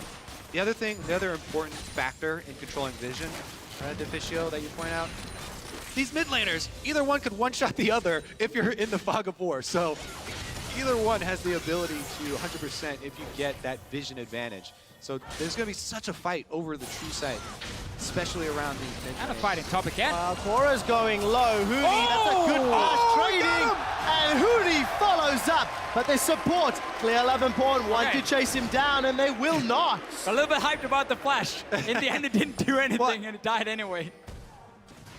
Look good though. Deficio, you sucked all the energy out. Yellowstar and Featherman get caught by the Event Horizon, and Pawn gets knocked into the waiting hands. The Super Mega Death Rocket signs his death warrant, and EDG are on the retreat. They've lost 2. They're mid-tower, and Fnatic are sieging the inner turret. It's not over yet. Teleport's coming in. Koro wants to play. The exhaust onto Featherman will keep his damage down and keep Deft alive, and keep their tower alive for Boots. So what's been happening in this mid lane here for Fnatic is that Febiven had full control of the lane. He keeps pushing it down, making it very easy for Fnatic to keep deep vision in the jungle and set up a dive like this and prevent EDG from ever grouping. Honestly, what's happening is Huni wrecking Koro. That's also happening. That's also happening. But look at the dive they can set up because they have all the control of this jungle onto. Beautiful setup, honestly, from Rain over him. Yeah. What do you do as a Veigar right here? Either you flash instantly, but it's a flash body slam happening. It's so hard to react to in time. Yeah. Exhausted, and I don't think that Primordial Burst hit anybody either.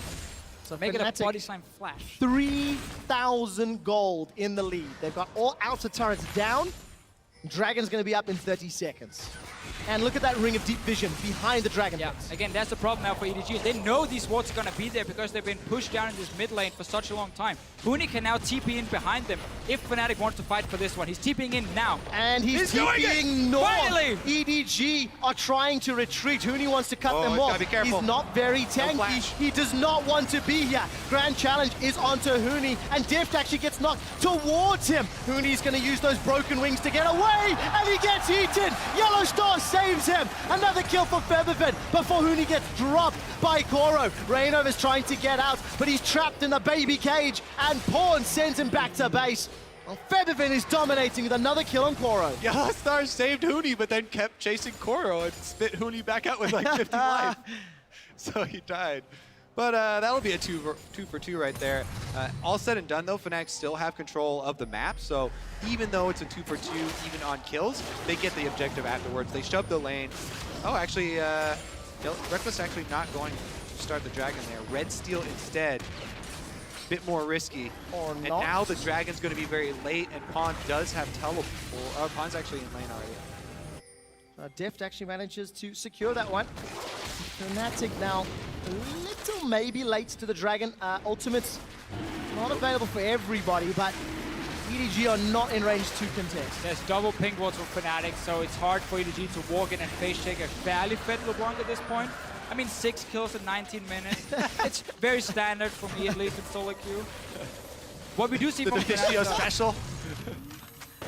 Oh, stay hungry, stay humble, my friend. Yellowstar is going to prevent the ace in the hole by just devouring Featherfed. Why block it when you can eat it? And Deft will knock over the tower using that range of Caitlyn. yeah, and this time around, no TP for Fnatic to stop the siege. But this is how you play against these siege compositions when you know it's going to happen. You need those wards beforehand, like Fnatic here. Huni goes in a little bit early, and because there's no hard engage for Fnatic, it's very difficult for him, and he does get saved at Let's first. watch what actually. He spits him back out with a 50 HP. Yellow Star. Thanks for the save. Didn't even have time to shield right. Shame. Whoa, LeBlanc, No. LeBlanc killed Caitlyn. Talking about Fabib, he's got 7 now. So, ouch. Deft 0. Now it's fed. Now it's Tell fed. us, Deficio, what exactly happened there. Give us the QW. I think there was some QW, maybe R maybe is some dead. R in there. Wow, Brando was going to find Clear Love. Defensive flash. Huni actually popped that ultimate. Didn't manage to follow through because Maiko found the Dark Binding. And Fnatic are now just playing really free and loose. They've got the freedom, they're far enough ahead, and there's not a lot of resistance that can come up yet. And I for think Fnatic. with the momentum they have, with the amount of control that they've just gotten, this huge lead that Fnatic are building, they need to fortify that. They need to start getting up that vision now. Because if they close the loop on the vision and they black out the map here for EDG, then there's just almost no move for EDG. They have to just... And he burns to death. They have to just group up. EDG, this is a team that has to group up and try and use the poking, try and use the bindings and Right. cage to land. And it's supposed to be fairly safe to get the outer turrets down. You know, you can have pink wards in the river yourself to try and avoid some of these deep wards that can flank you. Going for the tier 2 turrets becomes even harder now for EDG because they don't have the map control, because they are pretty far behind in gold. So they might rely more on Fnatic, misplaying a pick here, like Fibman goes too aggressive and dives on the tower and dies, and then EDG starts moving up towards the tier 2 towers. Well, it's about 1 minute and 10 seconds before Huni's teleport is available, and the deep wards will need to be reset before Fnatic can look for a similar play. This is often where we see teams lose their big leads, when you have a team comp similar to this. What Fnatic need to do, all they have to do is keep EDG bottled up for long enough. They already have dragon stacking. They have 2 dragons already. Control the neutral objectives, and you continue to draw EDG out. Continue to make these picks. Continue to get the LeBlanc 100% to 0. Continue to get Huni isolated with Coral. 4-level difference between Koro and Huni right now, and nearly 100 CS. I believe that's called the Flame Horizon, if memory serves. Yes, yes, sir. Now, one of the things amazing Jay, the poor guy, was criticized for a lot, was dying like this against the enemy top laner. But funny enough, it's the same kind of setup, where the other team is sending 2, 3, 4 guys to dive him and kill him and shut him down, because top lane gets out of control very, very easily. We see here, EDG tried to defend Koro, but they were always a step behind, and therefore it's the same result. Top laner falls super far behind. Yeah, I mean, it's kind of a which one came first, because he is also the reason Fnatic are sending people to dive him is because he's losing trades to Huni in lane, and Huni's pushing him under turret and prepping him to get destroyed. What Fnatic also wants to do now, though, is prepping that Baron, because as a poke comp, if you have to face check in towards the Baron, you really hate it. Yellow Star, he's eating Zilla. He is, but his Grey health is being burned through. The barrel pulls Maiko backwards, and a big AoE. Maiko's been tagged, and a quiet taste will not even be needed. Get excited with Reckless, and Featherben cleans up. Fnatic find 3, and in a turret, and they can even go for Baron. Fnatic just stayed around the Baron, then walked into the jungle, and EDG is trying to get control back.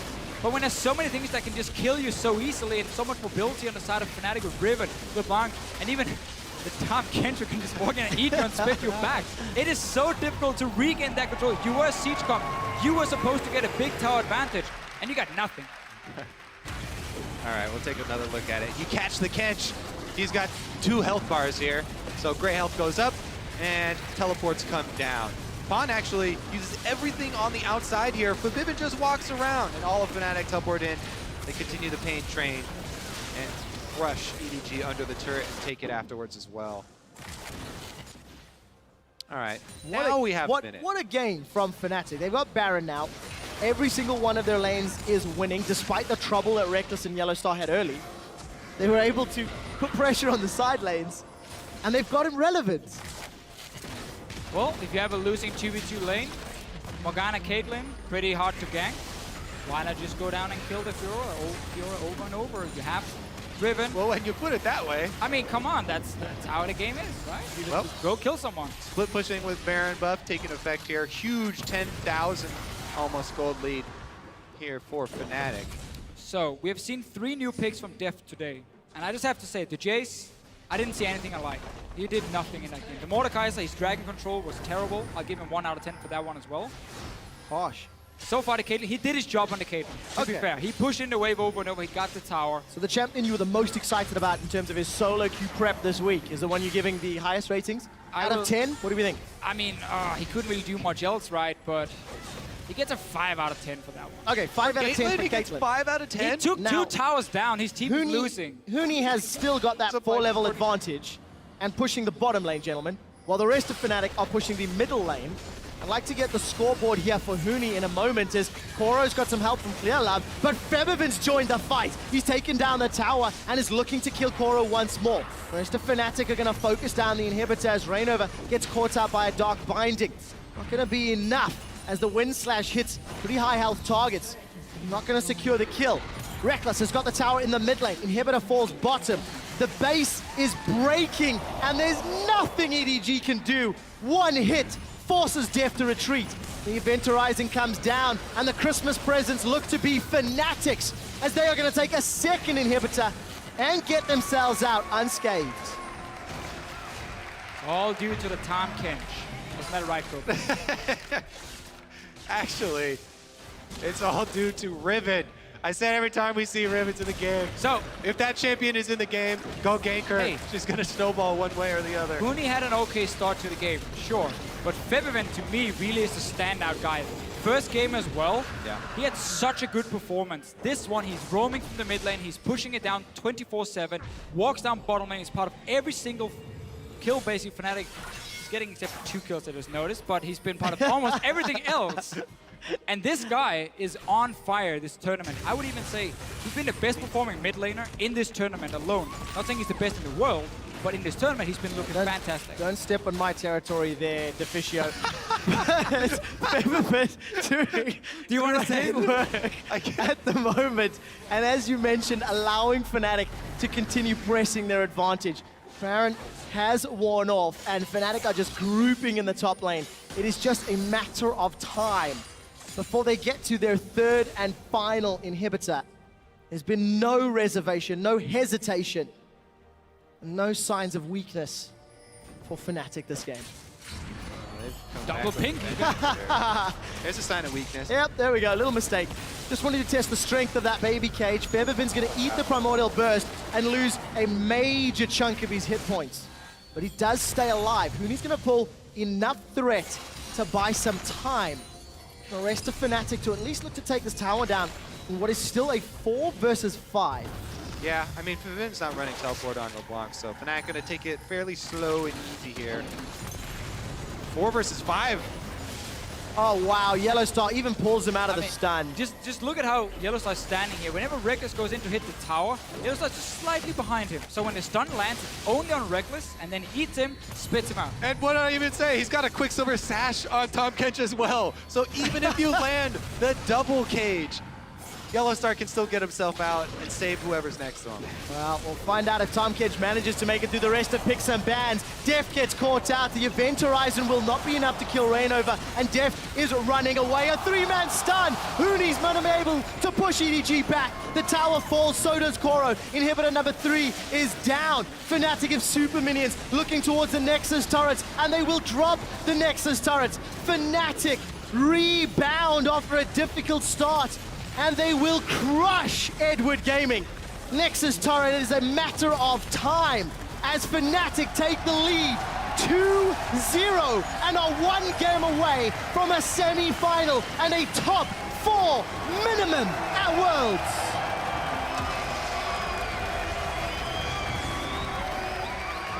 So EDG showed a new strategy trying to run a siege composition.